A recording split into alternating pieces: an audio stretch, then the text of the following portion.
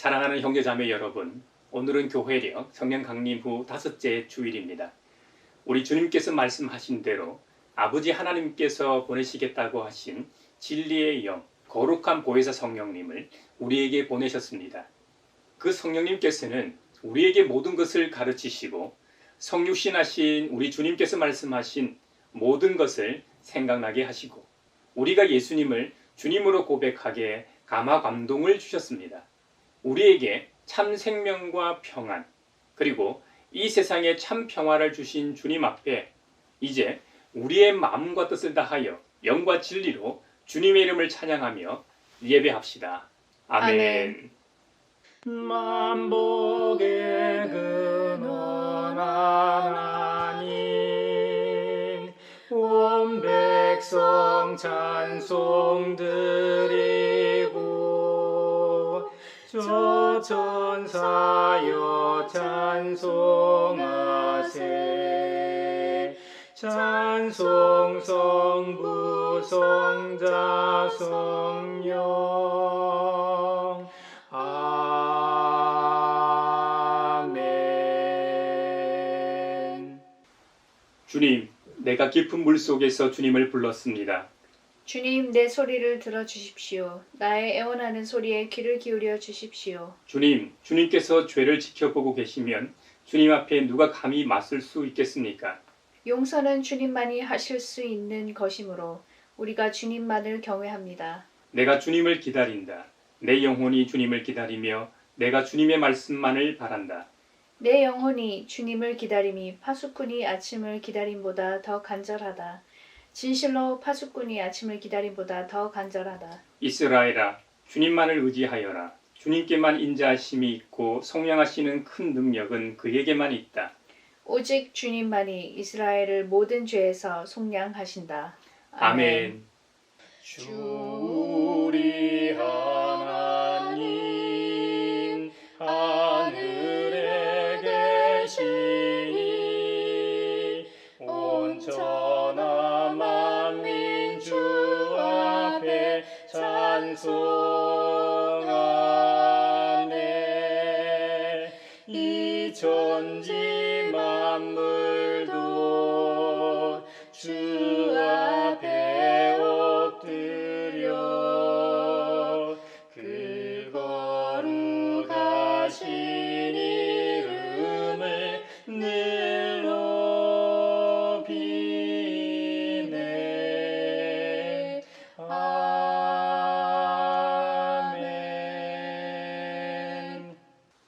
주님 안에서 한 식구 된 형제자매 여러분, 지극히 높으시고 거룩하신 하나님 앞에 겸손히 엎드려 참 마음으로 우리의 죄를 자복하고 회개함으로써 새로운 말씀을 받읍시다. 용서하신다는 말씀을 의지하여 우리 죄를 고백하오니 용서하시는 하나님이시며 은혜로우시며 긍휼히 여기시며 더디 노하시며 인자가 풍부하신 하나님, 우리 죄를 용서하시고 모든 불의에서 우리를 깨끗하게 해 주시옵소서.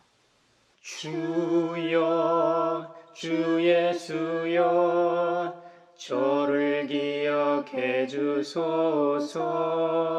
주여 주 예수여 당신 나라 임하실 때.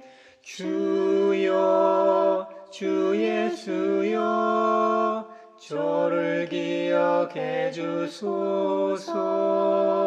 주여 주 예수여 당신 나라 임하실 때.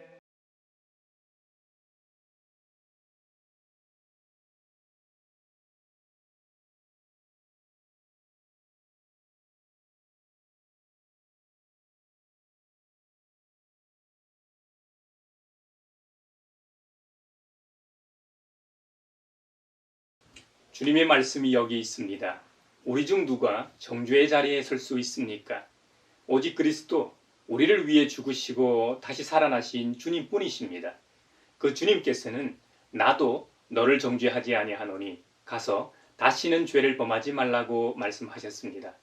그 주님께서 여러분의 죄를 용서하셨음을 주님의 이름으로 선언합니다. 아멘. 아멘. 찬미하여라. 오 나의 영혼아, 찬미하여라. 거룩한 주 이름 찬미하여라. 오 나의 영혼아, 찬미하여라. 거룩한 주 이름. 오늘 우리에게 주신 구약의 말씀은 사무엘하 1장 1절, 17절에서 27절입니다. 하나님의 말씀을 경청하십시오. 사울이 죽은 뒤에 다윗이 아말렉을 치고 시글락으로 돌아와서 이틀을 지냈다. 다윗이 사울과 그의 아들 요나단의 죽음을 슬퍼하여 조가를 지어서 부르고 그것을 활노래라 하여 유다 사람들에게 가르치라고 명령하였다. 야살의 책에 기록되어 있는 그 조가는 다음과 같다. 이스라엘아, 우리의 지도자들이 산 위에서 죽었다. 가장 용감한 우리의 군인들이 언덕에서 쓰러졌다. 이 소식이 가드에 전해지지 않게 하여라. 이 소식이 아스글론의 모든 거리에도 전해지지 않게 하여라. 블레셋 사람의 딸들이 듣고서 기뻐할라. 저 할례 받지 못한 자들의 딸들이 환호성을 올릴라. 길보아의 산들아, 너희 위에는 이제부터 이슬이 내리지 아니하고 비도 내리지 아니할 것이다. 밭에서는 재물에 쓸 곡식도 거둘 수 없을 것이다. 길보아의 산에서 용사들의 방패가 치욕을 당하였고 사울의 방패가 녹슨 채로 버려졌기 때문이다. 원수들을 치고 적들을 무찌를 때에 요나단의 활이 빗나간 일이 없고 사울의 칼이 허공을 친 적이 없다. 사울과 요나단은 살아있을 때에도 그렇게 서로 사랑하며 다정하더니 죽을 때에도 서로 떨어지지 않았구나. 독수리보다도 더 재빠르고 사자보다도 더 힘이 세더니 이스라엘의 딸들아, 너희에게 울긋불긋 화려한 옷을 입혀주고 너희의 옷에 금장식을 달아주던 사울을 애도하며 울어라. 아, 용사들이 전쟁에서 쓰러져 죽었구나. 요나단, 어쩌다가 산 위에서 죽어있는가. 나의 형 요나단, 형 생각에 나의 마음이 아프오. 형이 나를 그렇게도 아껴주더니 나를 끔찍이 아껴주던 형의 사랑은 여인의 사랑보다도 더 진한 것이었소. 어쩌다가 두 용사가 엎드려졌으며 무기들이 버려져서 쓸모없이 되었는가. 주님 주시는 참된 평화가 내 맘속에 넘치네. 주의 말씀에 거센 풍랑도 잠잠하게 되도다. 오늘 우리에게 주신 서신의 말씀은 고린도 후서 8장 7절에서 15절입니다. 하나님의 말씀을 경청하십시오. 여러분은 모든 일에 있어서 뛰어납니다. 곧 믿음에서, 말솜씨에서, 지식에서, 열성에서, 우리와 여러분 사이의 사랑에서 그러합니다. 여러분은 이 은혜로운 활동에서도 뛰어나야 할 것입니다. 나는 이 말을 명령으로 하는 것이 아닙니다. 다른 사람들의 열성을 말함으로써 여러분의 사랑도 진실하다는 것을 확인하려고 하는 것뿐입니다. 여러분은 우리 주 예수 그리스도의 은혜를 알고 있습니다. 그리스도께서는 부요하나 여러분을 위해서 가난하게 되셨습니다. 그것은 그의 가난으로 여러분을 부요하게 하시려는 것입니다. 이 일에 한 가지 의견을 말씀드리겠습니다. 이 일은 여러분에게 유익합니다. 여러분은 지난해부터 이미 이 일을 실행하기 시작했을 뿐 아니라 그렇게 하기를 원하기도 했습니다. 그러므로 이제는 그 일을 완성하십시오. 여러분이 자원에서 시작할 때에 보여준 그 열성에 어울리게 여러분이 가지고 있는 것으로 그 일을 마무리 지어야 합니다. 기쁜 마음으로 각자의 형편에 맞게 바치면 하나님께서는 그것을 기쁘게 받으실 것입니다. 하나님께서는 없는 것까지 바치는 것을 바라지 않으십니다. 나는 다른 사람들을 편안하게 하고 그 대신에 여러분을 괴롭게 하려는 것이 아니라 평형을 이루려고 하는 것입니다. 지금 여러분의 넉넉한 살림이 그들의 궁핍을 채워주면 그들의 살림이 넉넉해질 때에 그들이 여러분의 궁핍을 채워줄 수도 있을 것입니다. 이렇게 하여 평형이 이루어지는 것입니다. 이것은 성경에 기록하기를 많이 거둔 사람도 남지 아니하고 적게 거둔 사람도 모자라지 아니하였다 한 것과 같습니다. 주님 주시는 참된 평화가 내 맘속에 넘치네. 주의 말씀에 거센 풍랑도 잠잠하게 되도다. 오늘 우리에게 주시는 복음의 말씀은 마가복음 5장 21절로 43절입니다. 주님의 말씀을 경청하십시오. 예수께서 배를 타고 맞은편으로 다시 건너가시니 큰 무리가 예수께로 모여들었다. 예수께서 바닷가에 계시는데 회당장 가운데서 야이로라고 하는 사람이 찾아와서 예수를 뵙고 그 발 아래에 엎드려서 간곡히 청하였다. 내 어린 딸이 죽게 되었습니다. 오셔서 그 아이에게 손을 얹어 고쳐주시고 살려주십시오. 그래서 예수께서 그와 함께 가셨다. 그런데 12해 동안 혈루증을 앓아온 여자가 있었다. 여러 의사에게 보이면서 고생도 많이 하고 재산도 다 없앴으나 아무 효력이 없었고 상태는 더 악화되었다. 이 여자가 예수의 소문을 듣고서 뒤에서 무리 가운데로 끼어 들어와서는 예수의 옷에 손을 대었다. 그 여자는 내가 그의 옷에 손을 대기만 하여도 나을 터인데 하고 생각하고 있었던 것이다. 그래서 곧 출혈의 근원이 마르니 그 여자는 몸이 나은 것을 느꼈다. 예수께서는 곧 자기에게서 능력이 나간 것을 몸으로 느끼시고 무리 가운데서 돌아서서 누가 내 옷에 손을 대었느냐 하고 물으셨다. 제자들이 예수께 무리가 선생님을 애워싸고 떠밀고 있는데 누가 손을 대었느냐고 물으십니까 하고 반문하였다. 그러나 예수께서는 그렇게 한 여자를 보려고 둘러보셨다.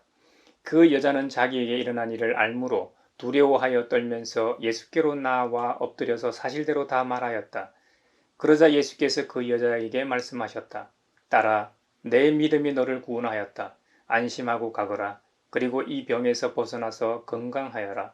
예수께서 말씀을 계속하고 계시는데 회당장의 집에서 사람들이 와서 회당장에게 말하였다. 따님이 죽었습니다. 이제 선생님을 더 괴롭혀서 무엇하겠습니까? 예수께서 이 말을 곁에서 들으시고서 회당장에게 말씀하셨다. 두려워하지 말고 믿기만 하여라. 그리고 베드로와 야고보와 야고보의 동생 요한밖에는 아무도 따라오는 것을 허락하지 않으셨다. 그들이 회당장의 집에 이르렀다.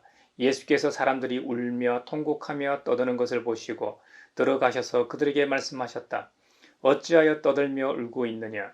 그 아이는 죽은 것이 아니라 자고 있다. 그들은 예수를 비웃었다.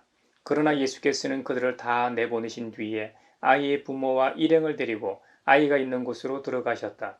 그리고 아이의 손을 잡으시고 말씀하셨다. 달리다굼. 이는 번역하면 소녀야, 내가 내게 말한다. 일어나거라 하는 말이다. 그러자 소녀는 곧 일어나서 걸어 다녔다. 소녀의 나이는 12살이었다. 사람들은 크게 놀랐다. 예수께서 이 일을 아무에게도 알리지 말라고 그들에게 엄하게 명하시고 소녀에게 먹을 것을 주라고 말씀하셨다. 이것은 주님의 말씀입니다. 하나님 감사합니다. 주님 주시는 참된 평화가 내 맘속에 넘치네. 주의 말씀에 거센 풍랑도 잠잠하게 되도다. 소외된 이들을 위하여 기도합니다.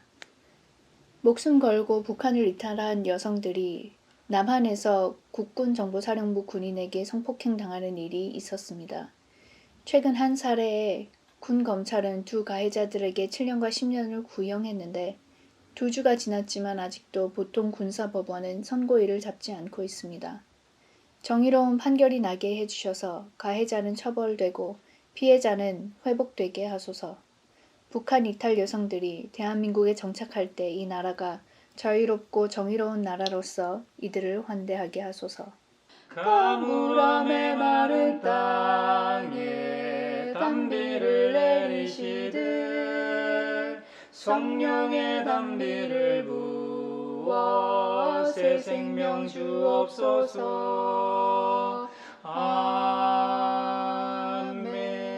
아멘.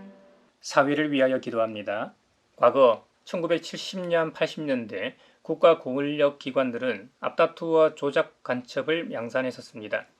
안기부, 보안사, 치안본부 등 국가 권력의 핵심인 국정원, 국방부, 경찰청에서 저지른 만행들이었습니다. 이 국가 권력 기관들은 각각 고문실을 운영하며 국민의 생명과 안전을 담당해야 할 기관으로서 수많은 희생자들을 만드는 범죄 조직이었습니다. 최근에 처음으로 경찰이 피해자를 찾아 사과하는 일이 있었지만 아쉬움이 남습니다. 사과는 가해자 중심이 아니라 피해자 중심에서 이루어지게 하시고 사과의 무게 역시 과거 피해에 상응하게 하시고 과거 폭력을 행사한 경찰청, 국정원, 국방부의 활동을 행정안전부가 철저하게 감시할 수 있는 시스템이 구축되어 다시는 이런 아픈 일이 발생하지 않게 하소서.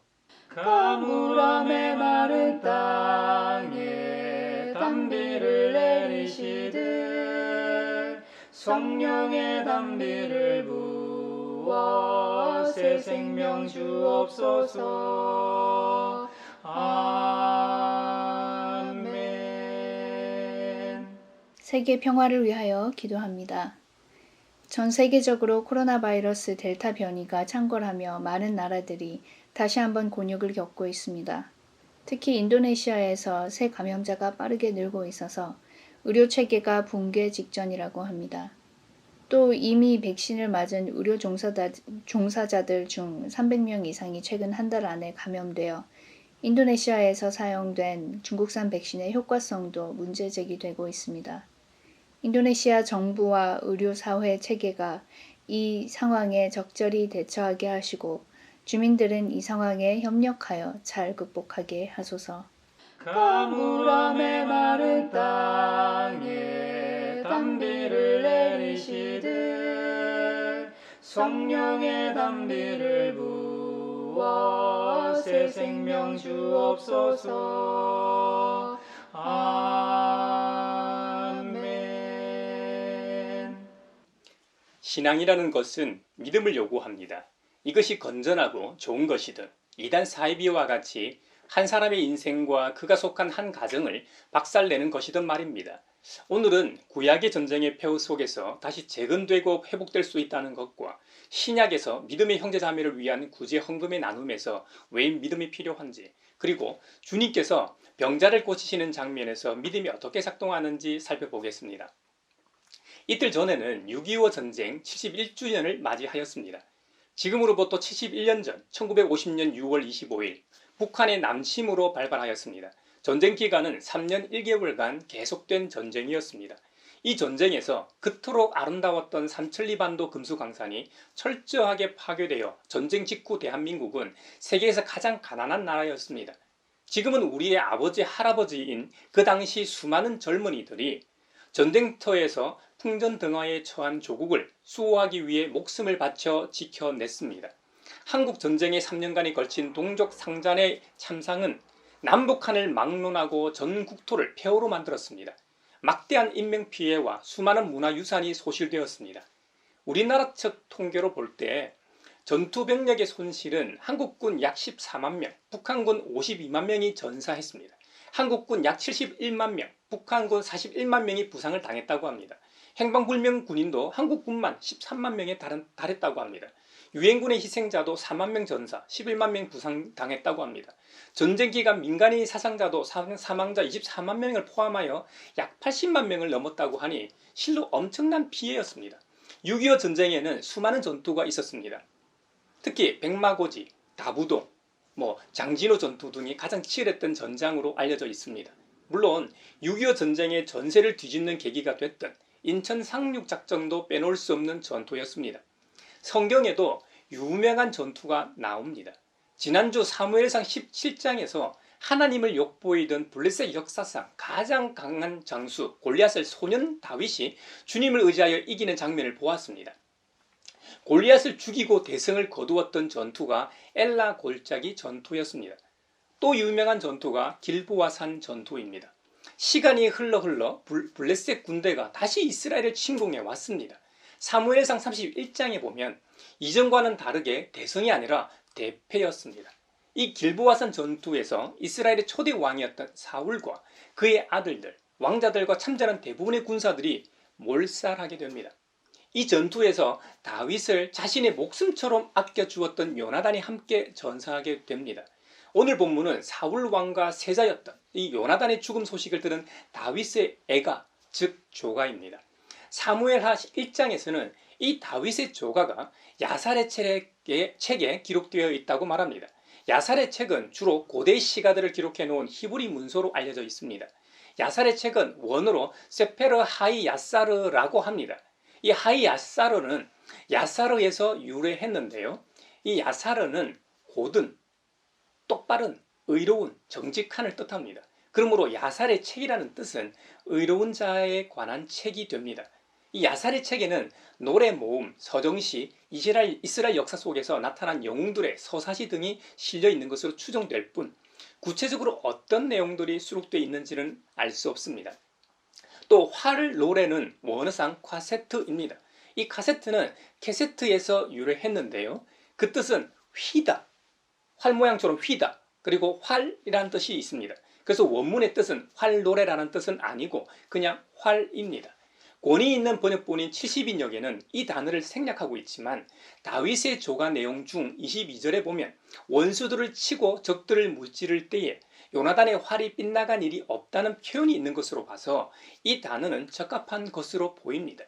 활은 고대 근동의 사용 무기였습니다. 특히 여로보암 2세 시대, 즉 BC 8세기경에 이르러서는 활이 이스라엘의 범국가적 무기로 자리 잡았습니다. 다윗의 시편에는 이런 표현도 있습니다. 나의 팔이 노쇠로 된 강한 이 활을 당긴다. 더 정확히는 청동기나 뿔로 제조하기도 했습니다. 전투용 대형 활을 사용할 때는 한쪽 끝을 밟아 시비를 팽팽히 늘었습니다. 그리고 고대에서 칼과 활 이 두 단어가 결합하여 종종 사용되었는데요. 이건 모든 무기를 의미하거나 전쟁 그 자체를 뜻할 경우 사용되었습니다. 다윗의 조가는 탄식시요 장송곡입니다. 이 조가에는 사울과 요나단의 생애를 특징 지을 만한 내용은 없습니다. 하지만 흔히 나타나는 영웅들의 허무한 죽음을 읊은 시입니다. 이 시에는 사울과 요나단에 대한 부정적인 내용은 일절 나오지 않습니다. 그 당시 다윗의 위치와 정치적 입장을 고려했을 때 이 시는 매우 중요한 의미를 지닌다고 하겠습니다. 요나단은 둘도 없는 친구였기에 그의 죽음을 슬퍼하는 것은 당연한 것처럼 여겨집니다. 하지만 장인이었던 사울은 어떻습니까? 수도 없이 사위인 다윗을 죽이려 했던 인물입니다. 한 나라의 왕인 자신의 자리를 탐하는 자로 보았기 때문이죠. 그러니 사울의 죽음을 기념 안 할 수도 있고 그저 수수방관할 수도 있었습니다. 하지만 다윗은 깍듯이 예의를 갖추어 조각까지 지어서 장례를 치릅니다. 이를 통해서 자연스럽게 북이스라엘 백성들이 사울의 후계자 구도로 다윗을 따르도록 유도하고 있다고 해석할 수도 있습니다. 많은 백성들이 다윗의 이런 모습에서 적대적인 감정에서 호의적으로 변했던 것은 사실입니다. 사실 다윗의 생애를 보면 하나님께서 어린 시절 기름을 붓게 하셔서 택하셨습니다. 그렇다면 사무엘처럼 탄탄대로를 걸었어야 했는데 다윗의 생애는 도망자의 삶이었습니다. 젊은 시절에는 장인인 사울의 칼의 위협으로부터 도망 다녀야 했습니다. 노년에는 자신의 왕위를 노린 아들 압살롬에 의해 도망 다녀야 했습니다. 하나님께서 왜 그런 과정을 겪게 하셨는지는 우리로서는 정확히 이해할 수 없습니다. 다만 아무리 위대한 다윗이라고 해도 인간입니다. 인간의 유혹과 실수를 거쳐감을 보여줍니다. 그의 신앙적 성격에는 예배와 기도하는 모습이 항상 있었습니다. 잘못을 지적받았을 때 다윗은 즉시 회개하였습니다. 그렇기 때문에 다시 회복될 수 있었던 것이죠. 그건 그가 예배와 기도의 사람이었기 때문에 가능했을 겁니다. 더 정확히는 다윗이 하나님을 두려워할 줄 알았고 하나님을 제대로 믿었기 때문일 겁니다. 예나 지금이나 아무리 신앙이 좋은 사람이라고 해도 좀 잘 나가다 보면 교만해지기 십상입니다. 신약시대의 사도 바울은 복음 전하다 온갖 핍박을 받고 어려움에 처해지곤 하지 않았습니까? 사도 바울처럼 다윗은 여러 곳에서 기도하고 예배하는 모습을 보여줍니다. 신앙인으로서 우리의 삶이 어떠해야 하는지 잘 보여준다 하겠습니다. 그래서 그는 위대한 시편을 많이 남겼나 봅니다. 잘 알려진 대로 다윗의 시편은 기쁘고 즐거운 내용만 있는 것이 아닙니다. 슬픔, 탄식, 탄원, 저주시까지 정말 다양합니다. 그런 모든 감정과 분노, 화를 주님께 내려놓았습니다. 성경 말씀처럼 원수 갚는 것이 내게 있으니 내가 갚으리라고 말씀하신 하나님께 맡겼다는 의미입니다. 이것은 정말 중요합니다. 반면 자신의 왕위를 노린다고 오해한 사울 왕은 어떠했습니까? 그의 삶을 보면 감사나 기도하는 경우가 거의 나타나지 않습니다.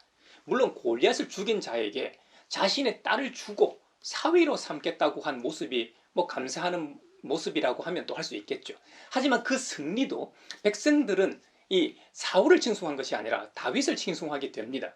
그건 당연한 거 아닙니까? 골리앗을 죽인 자는 사울이 아니라 다윗이기 때문이죠.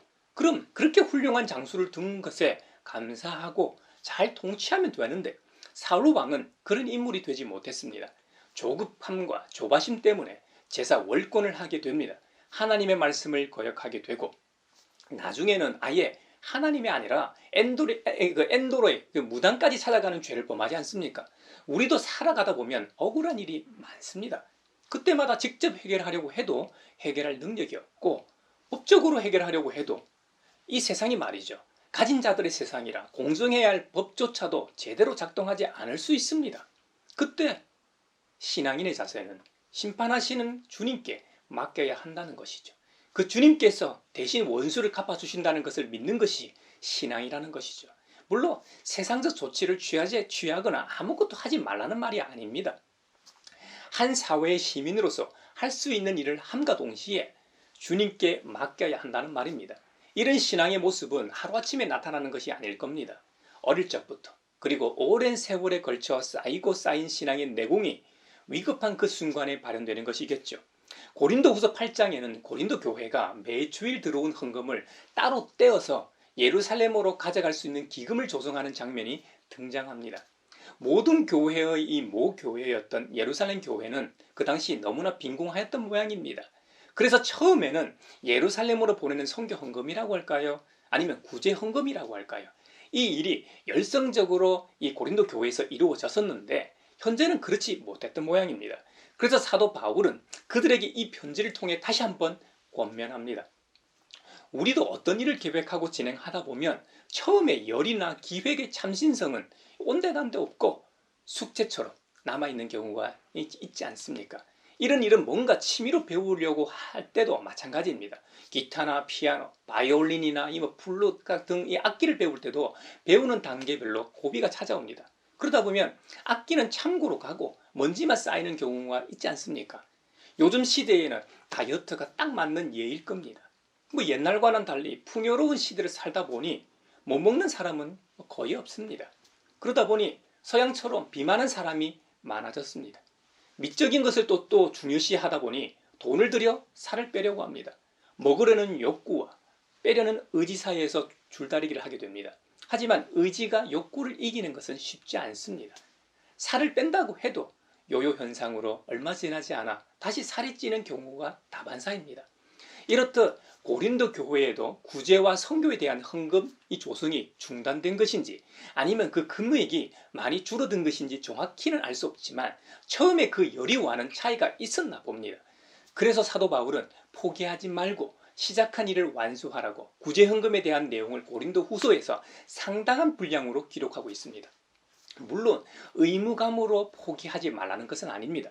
바울이 말하는 요지와 근거는 다른 사람들에 대한 의무만이 아니라 복음의 심장, 메시아이신 주님의 십자가의 죽음과 부활이 내포되어 있습니다.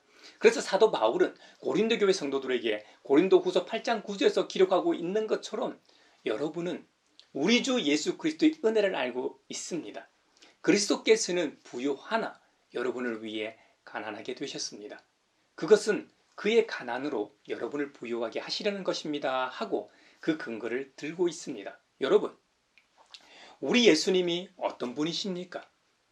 예수님은 빌립보서 2장에 기록된 것처럼 하나님과 동등하신 분이십니다. 하지만 오히려 자신의 피조물인 사람으로 태어나셔서 종이 되고 가혹한 이 십자가 죽음을 맞았습니다. 이게 다 누구 때문입니까? 누구를 위한 죽음이었습니까? 왜 예수님은 죽기까지 순종하셨습니까? 다 바울 자신과 고린도 교회 성도들을 위한 십자가의 죽음이었다는 것이죠.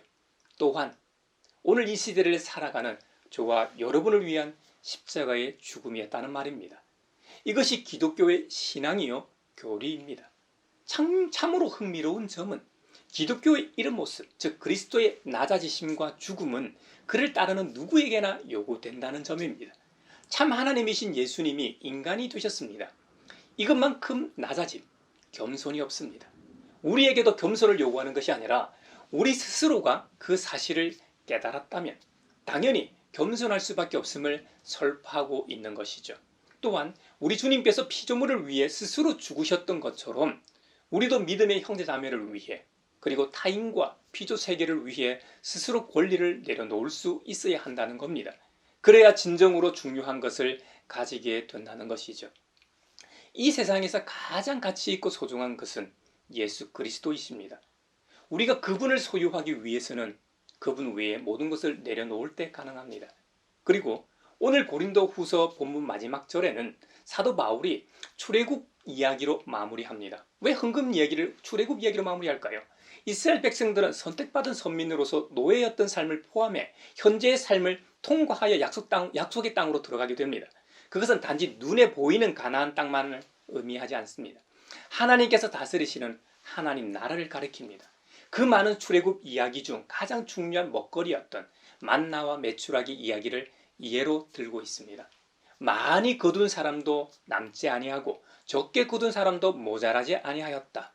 사도 바울은 후한 자손, 즉 구제 헌금을 당부하면서 그 토대를 주 예수 그리스도의 은혜와 자기 백성들을 귀한 길에서 굶주리지 않도록 살피고 먹이시는 하나님의 근원적 공급하심에 두고 있습니다.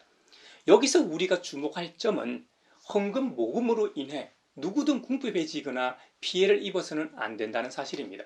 복음의 시작점이었던 예루살렘 교회와 성도들을 부자로 만들기 위해 고린도 교회의 성도들을 가난하게 만들려는 것이 아니라는 것입니다. 요즘 1990년대에 있었던 아가동산에 대한 이야기가 유튜브에서 돌아다니더라고요. 신도들의 재산을 빼앗고 그들의 노동력을 착취하여 자신들의 배만 불린 대표적인 이단 사이비 집단입니다. 이런 이단 사이비 집단들의 특징이 헌금을 통한 부의 불균형입니다. 하지만 성경은 절대로 그렇게 말하지 않습니다. 아무리 좋은 성격의 성교와 구제 헌금이라고 할지라도 헌금함으로 가난하게 되는 것은 비성경적이라고 말합니다. 바울이 인용하고 있는 것처럼 많이 거둔 사람도 남지 아니하고 적게 거둔 사람도 모자라지 아니하였다. 이것이 성경적인 것입니다. 이것이 하나님의 공평임을 잊지 맙시다. 예수님 공생의 기간 동안 수많은 병자들이 몰려왔고 그때마다 주님께서는 인자하게 다 고쳐주셨습니다. 한 번은 회당장 가운데 야이로라는 사람이 있었는데요. 그가 예수님을 찾아와 그 발 앞에 엎드려서 간곡히 청하였습니다. 자신의 12살 난 어린 딸이 죽게 되었기 때문이었죠. 당시 회당장은 기껏해야 몇백 명이 사는 작은 마을에 그런 관리가 두세 명 정도 있는 직위였으니 그리 높거나 대단한 직함은 아니었을 겁니다. 하지만 회당의 행정적인 수장으로서 회당을 관리하는 책임자였습니다. 나름 그 마을에서는 존경받는 인물 중 하나였을 겁니다. 이 회당장 야이로는 예수님께서 손을 얹어 병자들을 고치시는 것을 직접 봤거나 소문을 들었겠죠. 그러니 주님께서 그 아이에게 손을 얹어 살려달라는 요청을 할 수 있었겠죠. 반면 당시 분위기는 좀 달랐습니다. 유대교 율법에 정통한 지역 학자들은 예수님이 행하시는 일들을 불편해했기 때문에 예수님을 직접 찾아오는 게 쉽지는 않았을 겁니다. 하지만 자신의 딸을 살리기 위해 온갖 방법을 다 써봤지만 소용이 없었던 모양입니다. 그래서 할 수 없이 자신의 사회적 지위나 입장을 무릅쓰고 찾아왔던 것이죠. 그래서 예수님은 회당장 야이로와 함께 그의 집으로 발걸음을 옮기셨습니다. 그런데 말이죠. 가는 길에 많은 무리가 따랐겠죠. 그 중에 12해 동안 혈루증으로 고통받던 여자가 있었습니다. 그녀는 이 병원 저 병원을 치료하러 다녔지만 심지어 유명하고 용하다는 의사라는 의사는 다 찾아다녔지만 재산만 날렸지 소용이 없었던 모양입니다. 상태는 더 악화되고 고통만 가중된 상태였습니다. 그녀는 12해 동안 질병으로 고통받고 있었고 어떤 처방도 효험이 없었습니다. 이 여자가 예수님의 소문을 듣고 신락 같은 희망을 안고 멀리서 찾아왔습니다. 무리들 속에서 끼어 조심스레 예수님의 옷자락에 손을 댑니다. 근데 이게 어떻게 된 일입니까? 그녀의 오랜 지병이 순식간에 낫지 뭡니까? 근데 성경은 이 부분을 어떻게 기록하고 있는가 하면 주님께서 제자들에게 그토록 요구하고 꾸짖고 하셨던 내용입니다. 마가복음 5장 28절에 보면 그 여자는 내가 그의 옷에 손을 대기만 하여도 나을 터인데 하고 생각하고 있었다는 것이다 라고 기록하고 있다는 사실입니다. 그녀에게는 예수님에 대한 확실한 믿음이 있었다는 겁니다. 주님의 얼굴을 뵙지 않아도, 주님과 말을 섞지 않아도 주님의 이 옷자락만 만져도 나을 줄 믿었다는 말입니다. 정말 대단한 믿음 아닙니까? 부활하신 주님이 도마에게 요구하신 믿음이 이런 믿음일 겁니다. 풍랑일 때 두려움에 떨었던 제자들에게 요구하시는 믿음이 이런 믿음 아니겠습니까?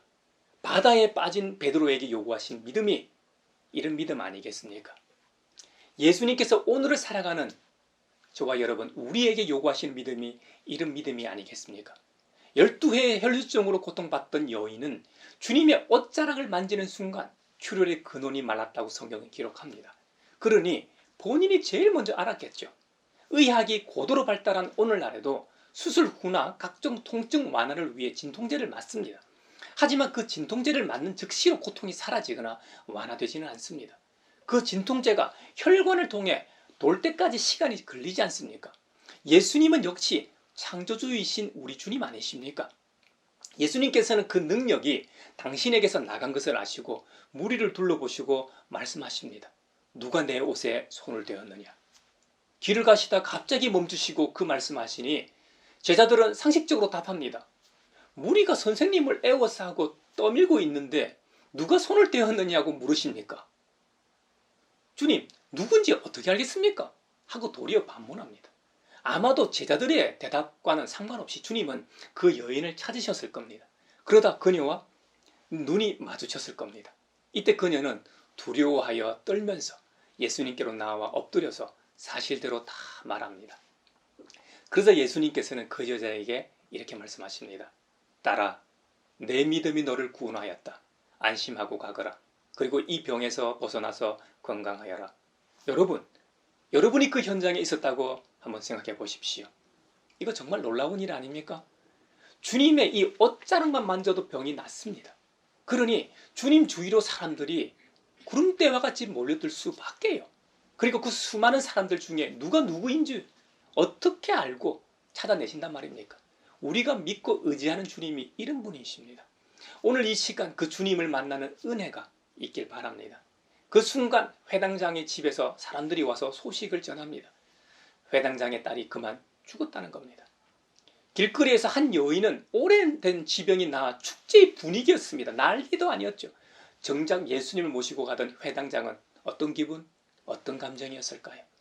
한 사람을 고치는데 그리 많은 시간이 소요된 것은 아니지만 그 짧은 시간 지체된 것 때문에 자신의 딸이 살 수도 있었는데 죽었다는 생각이 들지는 않았을까요? 왜 우리가 아파 응급실을 찾게 되면 모두가 다 급한 환자 아닙니까? 환자나 보호자 입장에서는 본인들이 가장 응급한 환자처럼 보입니다. 게다가 자신들이 먼저 왔는데도 뒤에 온 환자를 먼저 보게 된다면 어떤 심정이겠습니까? 이성적으로 저 환자가 더 급한 환자구나 하고 진정이 되던가요? 아닙니다. 머리로는 맞는데 가슴이 그렇게 생각하지 않습니다. 회당장 딸이 죽음을 듣고 회당장은 절망했지만 주님은 회당장에게 이렇게 말씀하셨습니다. 두려워하지 말고 믿기만 하여라. 그리고 베드로와 야고보와 동생 요한 밖에는 아무도 따라오는 것을 허락하지 않으셨습니다. 예수님과 예수님 일행이 회당장의 집에 이르렀을 때 사람들이 울며 통곡하는 소리가 들려왔습니다. 회당장은 진짜 딸의 시신을 보니 억장이 무너졌을 겁니다. 그 장면을 본 사람들은 더 크게 통곡하며 울었을 겁니다. 그 장면이 상상이 가시죠? 이 상갓집 분위기와는 전혀 어울리지 않는 예수님의 모습을 보게 됩니다. 예수님은 집 안으로 들어가셔서 이렇게 말씀하셨습니다. 어찌하여 떠들며 울고 있느냐? 그 아이는 죽은 것이 아니라 자고 있다. 여러분, 의학적으로 분명히 숨을 거두었습니다. 아무리 2000년 전 고대 사회라 해도 지금처럼 의학이 발달하지는 않았지만 사람이 죽었는지 살았는지 기절했는지 정도는 다 아는 것입니다. 그래서 그렇게 말하는 예수님을 보고 사람들이 비웃었다고 합니다. 믿음 없고 비웃음에도 불구하고 우리 예수님은 사람들을 다 내보내신 뒤에 아이의 부모와 일행을 데리고 아이가 있는 곳으로 가십니다. 그리고 그 아이의 손을 잡으시고 말씀하십니다. 달리다고. 이 아람어는 주님께서 당시 말씀하신 그 말을 그대로 옮겨 놓은 것입니다. 번역하면 소녀야 내가 네게 말한다. 일어나거라. 다시 풀어서 말하면 사랑하는 딸아 너를 창조한 내가 네게 말한다. 일어나거라. 다시 살아나거라. 일 겁니다. 그러자 죽었던 그 소녀가 곧 일어나서 걸어다닙니다. 기절초풍할 일이 눈앞에서 일어났습니다. 제자들이야 이런 일을 처음 목격하지 않았을 수도 있지만 그 부모는 듣도 보도 못한 기적이 눈앞에서 일어났습니다. 얼마나 놀랍고 기뻐했을까요? 우리 주님께서 부활하신 후 당신이 진짜로 살아나신 것을 보여주기 위해서 제자들이 먹는 음식을 먹어 살아있음을 증명하셨던 것처럼 회당장의 12살 난 소녀에게도 먹을 것을 주라고 명하십니다. 살아있는 사람은 누구나 예배 없이 먹어야만 살기 때문이죠. 앞서 살펴보았지만 마가복음 5장에는 두 여인을 살리신 이야기에서 우리는 자포자기의 상황에서 두려움과 믿음에 대한 도전을 받습니다.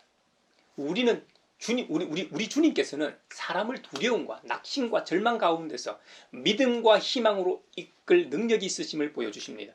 두 이야기 모두 따로 보건 같이 보건 우리에게는 은혜롭고 가치 있는 이야기입니다. 이 이야기는 오늘을 살아가는 저와 여러분에게도 두려움을 믿음으로 바꿀 수 있다는 것을 증명하는 믿음 이야기입니다. 여러분, 우리는 이 이야기들에서 두 여자를 살리신 것이 예수님의 능력인가 아니면 그들의 믿음인가 하는 궁금증이 생깁니다. 여러분 어떻게 생각하십니까? 당연히 예수님의 능력일 겁니다. 하지만 예수님은 이렇게 말씀하시지 않으셨습니다. 이렇게 말씀하시지 않으셨습니까? 내 믿음이 너를 구원하였다. 그렇다면 비록 믿음이 그 자체로는 무력할지라도 예수님의 능력이 작용하는 통로가 된다는 뜻이지 않을까 하는 생각이 듭니다. 예수님은 하나님의 아들이십니다. 살아계신 하나님은 예수님을 통해 이스라엘과 인간과 이 세상을 다시 만드십니다. 12회 동안 혈루증으로 고통받던 한 인간을 질병과 죄로부터 자유로운 인간으로 만드십니다. 또 죽음의 속박에 놓여있던 12살 어린 소녀를 죽음으로부터 자유로운 인간이 되게 하십니다. 믿음은 거기에 아무리 많은 두려움과 떨림이 있다 할지라도 하나님의 살아계심과 우리와 함께 하심을 믿는 고백이요 신앙입니다. 그 신존재를 믿음으로 새 창조와 회복, 새 생명애로의 출발이 되는 것입니다. 여러분이 만약 2000년 전 그곳에 있었다면 누구 역을 맡고 싶습니까? 그렇다면 오늘날 여러분은 그 사람처럼 믿고 행동하고 있습니까? 그 감동과 은혜가 있는 한 주간 되시길 바랍니다.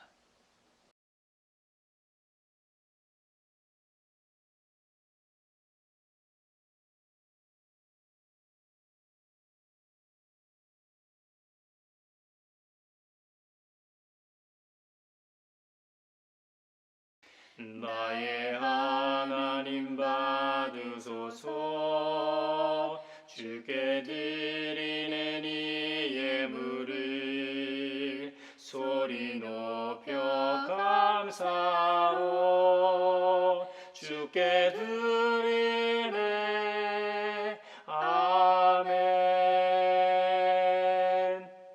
여기에 모인 우리는 우리의 믿음의 역사와 사랑의 수고와 우리 주 예수 그리스도에 대한 소망의 인내를 여기 연보에 담아 올려드립니다. 주님께서 말씀하신 대로 인색함으로나 억지로 하지 않고 어떤 상황 속에서도 주님을 바라보며 살게 하신 은혜에 감사하여 각각 그 마음에 정한 대로 즐거운 마음으로 바치오니 향기로운 예물이 되게 하소서. 은혜의 주님, 우리의 정성을 어여삐 여기시어 주님께서 베푸신 은혜에 비하면 보잘것없지만 말씀하신 대로 미리 구별하여 드리오니 기쁘게 받으시옵소서. 우리의 가진 것이 비록 적어도 바치는 기쁨은 더 커지고 버는 것이 적어도 나누는 즐거움은 더욱 넘쳐 우리 믿음의 소문이 각처에 퍼지게 하소서. 우리 주 예수 그리스도의 이름으로 감사하며 기도하옵나이다. 아멘. 생명의 주 나를 위해 보배 피를 쏟을 때 바다가 주의 사랑 그의 자비 넘치네 그 사랑 누가 잊으리 그 찬양 누가 멈추리 그의 사랑 그의 자비 영원히 기억되리. 평화의 인사를 나누겠습니다. 주님의 평화를 빕니다. 주님의 평화가 여러분과 함께 하시길 기원합니다. 이제 축도하겠습니다. 하나님 나라의 백성으로 부르신 아버지 하나님께서 여러분에게 복의 복을 내려 주셔서 언제 어디서나 여러분을 지키시기를 원하며 주님께서 그분의 인자한 얼굴을 여러분에게 비추사 필요에 따라 물질과 건강과 은혜 베푸시기를 원하며 주님께서 여러분에게 그리고 여러분의 가정과 하는 일과 자녀들에게 함께 하시기를 원하며 주님의 몸된 하나의 거룩하고 보편적인 사도적인 모든 교회와 코로나 종식을 바라는 이 나라와 세계 그리고 오늘 말씀처럼 현재의 상황과 고난에도 혈루증 여인과 야이로처럼 우리를 고치시고 낫게 하실 것을 믿는 사람들 위해 평강 주시기를 성부와 성자와 성령의 이름으로 축원하옵나이다.